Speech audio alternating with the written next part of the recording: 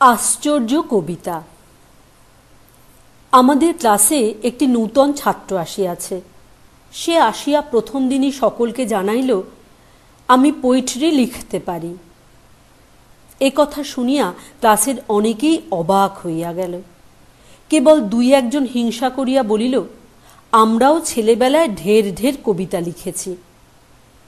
নূতন ছাত্রটি বোধহয় ভাবিয়াছিল সে কবিতা লিখিতে পারে শুনিয়া ক্লাসে খুব হুলুস্থুল পড়িয়া যাইবে এবং কবিতার নমুনা শুনিবার জন্য সকলে হাঁ হাঁ করিয়া উঠিবে। যখন সেরূপ কিছুরই লক্ষণ দেখা গেল না, তখন বেচারা যেন আপন মনে কি কথা বলিতেছে এরূপভাবে যাত্রার মতো সুর করিয়া একটা কবিতা আওড়াইতে লাগিল।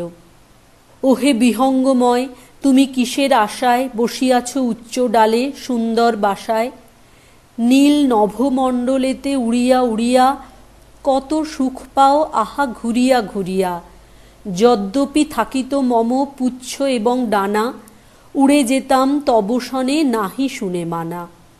কবিতা শেষ হইতে না হইতে ভবেশ তাহার মতো সুর করিয়া মুখভঙ্গি করিয়া বলিল, আহা যদি থাকত তোমার লেজের উপর ডানা, উড়ে গেলেই আপদ যেত করত না কেউ মানা। নূতন ছাত্র তাহাতে রাগিয়া বলিল, দেখো বাপু, নিজেরা যা পারো না তা ঠাট্টা করে উড়িয়ে দেওয়া ভারী সহজ। শৃগাল এবং দ্রাক্ষা ফলের গল্প শোনোনি বুঝি? একজন ছেলে অত্যন্ত ভালো মানুষের মতো মুখ করিয়া বলিল, শৃগাল এবং দ্রাক্ষা ফল, সে আবার কি গল্প? অমনি নূতন ছাত্রটি আবার সুর ধরিল, বৃক্ষ হতে দ্রাক্ষা ফল ভক্ষণ করিতে লোভী শৃগাল প্রবেশিল এক দ্রাক্ষা খেতে, কিন্তু হায় দ্রাক্ষা যে অত্যন্ত উচ্চে থাকে, শৃগাল নাগাল পাবে কিরূপে তাহাকে? বারংবার চেষ্টায় হয়ে অকৃতকার্য, দ্রাক্ষা টক বলিয়া পালালো ছেড়ে রাজ্য। সেই হইতে আমাদের হরেরাম একেবারে তাহার চেলা হইয়া গেল। হরেরামের কাছে আমরা শুনিলাম যে ছোকরার নাম শ্যামলাল। সে নাকি এত কবিতা লিখিয়াছে যে একখানি আস্ত খাতা প্রায় ভর্তি হইয়াছে, আর ৮-১০টি কবিতা হইলেই তাহার ১০০টা পুরো হয়। তখন সে নাকি বই ছাপাইবে। ইহার মধ্যে একদিন এক কাণ্ড হইল। গোপাল বলিয়া একটি ছেলে স্কুল ছাড়িয়া যাইবে, এই উপলক্ষে শ্যামলাল এক প্রকাণ্ড কবিতা লিখিয়া ফেলিল। তাহার মধ্যে বিদায় বিদায় বলিয়া অনেক অশ্রুজল, দুঃখ শোক ইত্যাদি কথা ছিল। গোপাল কবিতার আধখানা শুনিয়াই একেবারে তেলে বেগুনে জ্বলিয়া উঠিল। সে বলিল, ফের যদি আমার নামে পোয়েট্রি লিখবি তো মারব এক থাপ্পড়। হরেরাম বলিল, আহা বুঝলে না, তুমি স্কুল ছেড়ে যাচ্ছ কি না তাইও লিখেছে। গোপাল বলিল, ছেড়ে যাচ্ছি তো যাচ্ছি, তোর তাতে কি রে? ফের জ্যাঠামি করবি তো তোর কবিতার খাতা ছিঁড়ে দেব। দেখিতে দেখিতে শ্যামলালের কথা স্কুলময় রাষ্ট্র হইয়া পড়িল। তাহার দেখা দেখি আরও অনেকেই কবিতা লিখিতে শুরু করিল। ক্রমে কবিতা লেখার বাতিকটা ভয়ানক রকম ছোঁয়াচে হইয়া নিচের ক্লাসের প্রায় অর্ধেক ছেলেকে পাইয়া বসিল। ছোট ছোট ছেলেদের পকেটে ছোট ছোট কবিতার খাতা দেখা দিল। বড়দের মধ্যে কেহ কেহ শ্যামলালের চেয়েও ভালো কবিতা লিখিতে পারে বলিয়া শোনা যাইতে লাগিল। স্কুলের দেয়ালে, পড়ার কেতাবে, পরীক্ষার খাতায় চারিদিকে কবিতা গজাইয়া উঠিল। পাঁড়েজির বৃদ্ধ ছাগল যেদিন শিং নাড়িয়া দড়ি ছিঁড়িয়া স্কুলের উঠানে দাপাদাপি করিয়াছিল আর শ্যামলালকে তাড়া করিয়া খানায় ফেলিয়াছিল, তাহার পরদিন ভারতবর্ষের বড় ম্যাপের উপর বড় বড় অক্ষরে লেখা বাহির হইল, পাঁড়েজির ছাগলের ১ হাত দাড়ি, অপরূপ রূপ তার যাই বলিহারি। উঠানে দাপটি করি নেচেছিল কাল, তারপর কি হইল জানে শ্যামলাল। শ্যামলালের রংটি কালো, কিন্তু কবিতা পড়িয়া সে যথার্থই চটিয়া লাল হইল এবং তখনই তাহার নিচে একটা কড়া জবাব লিখিতে লাগিল।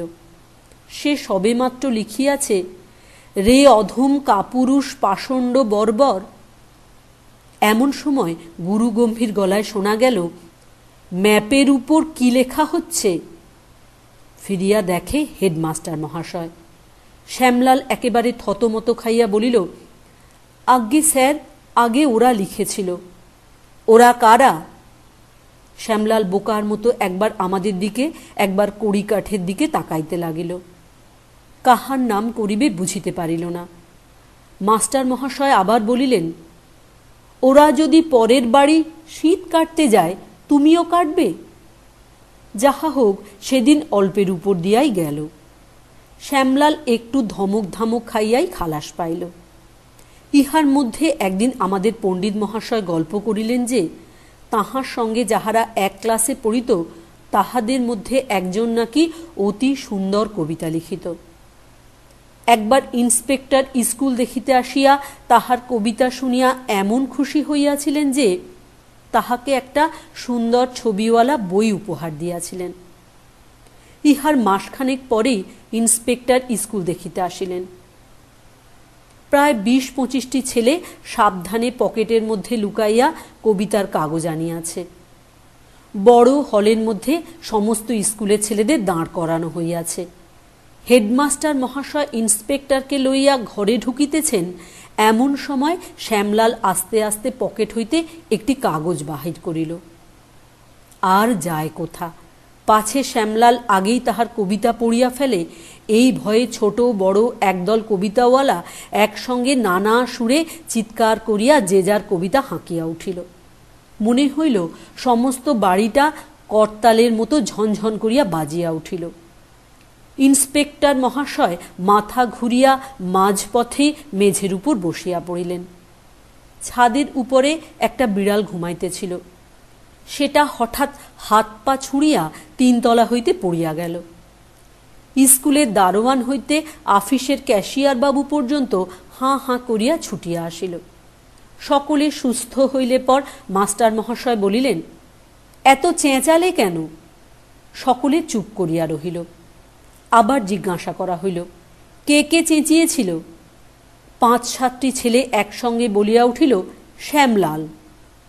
শ্যামলাল যে একা অত মারাত্মক রকম চেঁচাইতে পারে এ কথা কেহই বিশ্বাস করিল না।